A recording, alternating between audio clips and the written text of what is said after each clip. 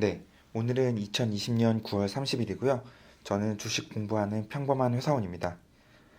오늘은 구글을 볼 거고요. 사실 지난 몇 주간 나스닥이 별로 안 좋으면서 기술주가 많이 빠졌는데 특히 보면 구글이 많이 빠졌어요. 그리고 잘 올라가지도 않고 개인적으로 미리 디스클레이머를 하자면은 이제 저는 구글 주식을 조금 가지고 있고요. 그러다 보니까 이제 구글을 계속 팔로우 하다가 좀 괜찮은 리포트가 있어서 가지고 와봤습니다. 이 리포트는 9월 24일에 나온 리포트고요. 모건 스탠리 리포트입니다. 한 일주일 정도 됐죠? 일주일 조금 안 됐죠? 네. 오늘 우선 세 가지를 얘기해 볼 거고요. 우선은 이커머스 산업에서의 구글, 어떻게 보면 광고 쪽을 얘기를 하는 건데요. 예전 영상에도 한번 비슷한 거 올린 적 있었지만 보통 이 디지털 광고에서는 구글, 그리고 아마존, 그 다음에 페이스북, 요렇게가 이제 굉장히 강력하죠. 그 중에서 근데 이제 구글 쪽을 좀 얘기를 할 거고, 그리고 향후 구글 광고 수익의 전망, 그리고 구글의 목표 주가, 이렇게 세 개를 얘기를 해볼 겁니다. 우선 미국 서치 광고 시장 전체를 보면 산업별로 봤을 때 25%가 리테일 쪽이에요. 그러니까 리테일이라고 하면 그냥 물건 사고 파는 거죠. 우리가 원하는 물건을 사고 파는 이 리테일 부분인데 이게 제일 크죠. 보면 24%니까. 그 다음에 어디냐? Financial Service, 미국 서치 광고 얘네들이 뭘 하는 뭐 뮤추얼 펀드 팔려고 하는 건가? 아니면 론 같은 거 뭐 이런 거일 수는 있겠지만 하여튼 리테일이 제일 큰데 이 리테일 광고 시장에서의 어떤 사람들이 어떻게 물건을 사는지 그 온라인으로 그렇게 보면 프로세스가 이렇게 세 개가 있대요. 첫 번째는 물건을 찾는 거예요.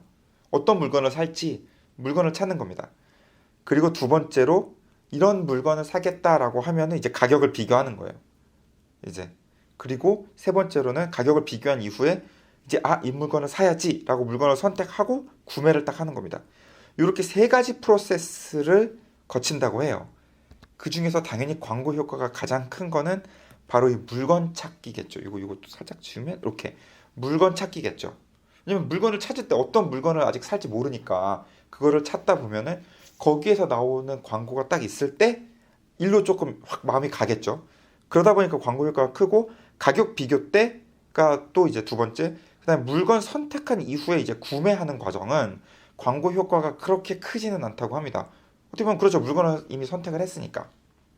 그럼 결국에는 이 물건 찾기, 이 디지털 광고에서 물건 찾기하고 가격 비교 이쪽을 봤을 때 승자는 누구냐? 구글이라는 거죠. 바로 구글이라는 겁니다. 아직까지도 기본적으로 미국인들은 물건을 찾거나 가격을 비교할 때 구글을 사용한대요. 아마존이 아니고. 요게 보면은 Researching Products죠. 이게 서베이로 한 건데, 그다음에 이게 Compare Price 이렇게 보면은 여기 구글이 50%예요. 아마존이 26%고 Compare Price 그러니까 가격 비교는 구글이 33%, 아마존이 36%. 근데 오차가 한 5% 정도 된다고 보면 이 두 개는 비슷한 거죠. 구글이랑 아마존은. 그리고 이제 어떤 물건을 살지 정확하게 아는 상태, 이제 no exact product 이렇게 됐을 때에는 이제 아마존이 49%, 구글이 18%라는 겁니다. 근데 이때 이제 광고 효과가 가장 좀 없으니까 가장 광고 효과가 큰 이쪽, 그리고 두 번째 이쪽을 봤을 때 구글이 막강하다는 거죠. 아직까지도.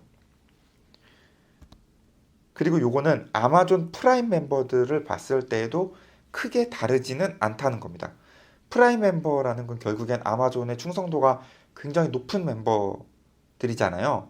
아무래도 1년 동안 돈을 내니까.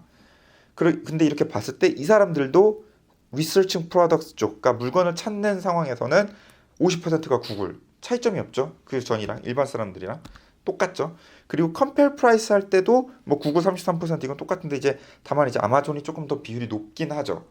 근데 그럼에도 불구하고 구글이 굉장히 높다라는 거. 아마존 프라임 멤버들 상대에서도 아직까지도 물건을 찾는, 다시 얘기하면 광고 효과가 가장 큰 프로세스에서는 아직까지 구글의 영향력이 절대적이다. 요 얘기를 하고 있고요. 이런 걸로 봤을 때 구글의 광고 수익은 지속적으로 상승할 것으로 모건 스탠리는 전망을 하고 있습니다. 요게 2019년에 광고 수익이 60조죠, 이게 60조. 2020년은 코비드 있음에도 64조, 그리고 73조, 79조 이렇게 올라서 매년 10%씩 광고 수익이 상승할 거라고 합니다. 이거 수익입니다. 매출이 아니고 에비타죠. 그러니까 감가상각 전에 그다음에 이자랑 이제 세금 전에 나오는 수익. 그러니까 엄청난 거죠. 수익이 사실 이 정도 큰 회사가 수익이 매년 10%씩 상승한다라는 건 이건 뭐 엄청난 거죠. 진짜 저 놀랍고 그래서 목표 주가를 보면 구글은 현재 가격, 이게 현재 가격이지 29일 가격이죠. 오늘 30일이니까 29일 크로슨 가격이 이제 1,466불인데 보면 이제 기본적으로는 1,800불. 그리고 이걸 조금 올렸어요. 원래 1,700인데 1,800으로 프라이스 타겟을 올렸더라고요. 그리고 이제 좀 이제 시나리오가 있는데 이제 로우 케이스에서는 1,300불, 하이 케이스에서는 2,100불이라고 합니다. 요 밸류에이션이 나온 기준은 이제 EV 에비타 굉장히 전통적인 방법인데 EV 에비타를 썼고 NTM 이제 향후 12개월 동안 에비타죠. 이제 일반적인 케이스에서는 이제 11.8배를 곱했고요.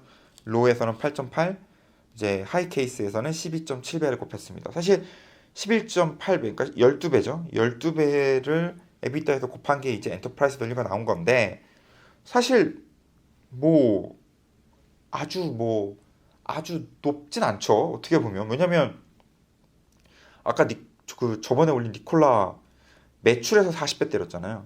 근데 이거는 수익에서 12배 때린 거니까 뭐 말도 안 되게 막 높게 때린 것도 아니고 사실 모건 스탠리에서도 얘기했지만 이 12배 EV 에비타라는 거는 구글이 지난 3년 동안 밸류에이션하고 아주 비슷한 수준입니다. 그러니까 구글은 지난 3년 동안 딱 이 EV 에비타 12배에서 왔다 갔다 한 거예요. 계속 이렇게 왔다 갔다 12배에서 왔다 갔다 하고 있는 겁니다. 그러니까는 지금 EV 에비타 12배로 딱 봤을 때에는 1,800불이니까 한 23%더 성장할 여력이 있다고 이제 모건 스탠리는 생각을 하고 있고요. 좀 긍정적인 리포트죠. 뭐 기본적으로 긍정적인 리포트가 조금 많긴 많지만 그래도 미국 그 셀사이드 리서치 리포트 같은 경우는 안 좋은 건 안 좋다고 하기 때문에 뭐 모건 스탠리 테슬라 같은 거 보면은 진짜 엄청 안 좋죠. 그렇게 봤을 때에는 뭐 나쁘지 않은 리포트고요. 네, 저도 고민을 근데 더 사도 되나 잘 모르겠다. 저도 조금 갖고 있긴 있는데 구글은 한번 고민을 해보겠습니다. 월급은 들어오긴 했는데 네, 도움이 되셨으면 좋겠고요. 이상입니다.